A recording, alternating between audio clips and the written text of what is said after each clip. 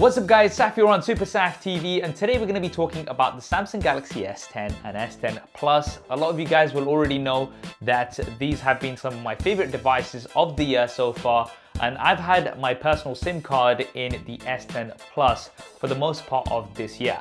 And that's because there's a lot to like about the S10 Plus. I've covered a lot of that in my full in-depth 2 month later review. I'm going to be linking that in the cards and in the description. Now here's the thing.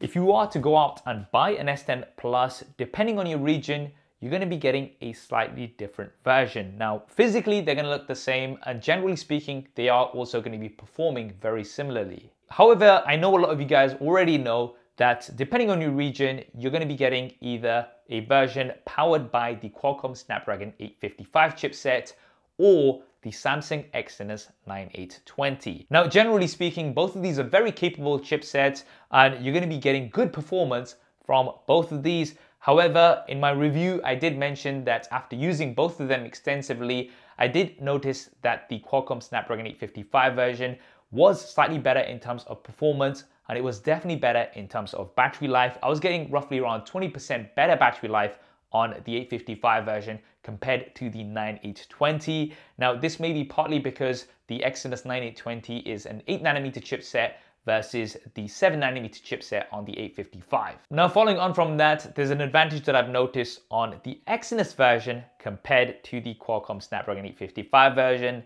and that is updates. It seems like because the Exynos chipset is made in-house by Samsung, they can roll out updates quicker to that compared to the Qualcomm Snapdragon 855 version.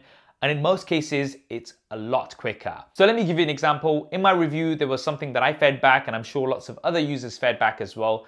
And that was that we'd like to have a night mode, a dedicated night mode for low light photography, as well as a portrait mode, the live focus mode, from the telephoto camera. Initially, it was only available on the primary camera. And it was great to see that Samsung actually took this feedback on board, and they have rolled out some updates on my Exynos version that have enabled night mode, which improves low light photography. And they've also given us a portrait mode from the telephoto camera, which works very, very well. However, as mentioned, this is currently only on my Exynos version. Now, here's the thing. The night mode update on my Exynos version came around 2 months ago, and the portrait mode from the telephoto camera update came around 6 weeks ago, so it's roughly about 1.5 months ago. Now, these updates are still not available on my Qualcomm Snapdragon 855 version, and I've spoken to a few friends in the US who are also using the 855 version, and they don't have it either. So it seems like we've got advantages and disadvantages for both variants, and as a consumer, generally speaking, you're only going to be able to get the version that's available in your country. Yes, you could get it imported, but that's going to be a little bit complicated. So why am I making this video? Well, it's really to highlight this issue. Yes, I know we've had these differences for some time between the different chipsets, but I think this year in particular, the differences are most significant. And I'm hoping that Samsung can watch this and take that feedback on board and try to give us more consistency going forward. Yes, a couple of weeks between updates is fine, but if we're waiting a couple of months, then it can be quite frustrating for a lot of users. I'm sure it's not an easy fix, and there's probably lots of complicated things happening in the background when it comes to supply chains and distribution and things like that. But I would definitely like to see more consistency between different variants of the Galaxy devices going forward. Should you still buy the Samsung Galaxy S10 and S10 Plus despite this issue?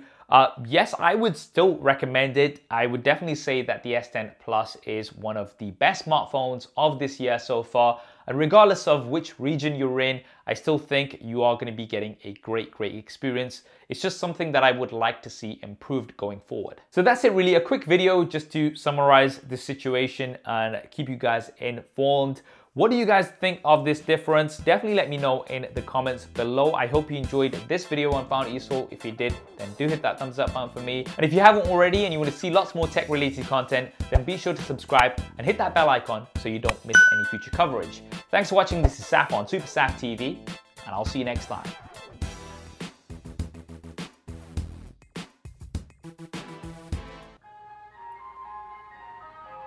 Ice cream van. This isn't the good one, so I'm not gonna go get it. It's not the whippy ice cream, it's the soft scoop, forget that.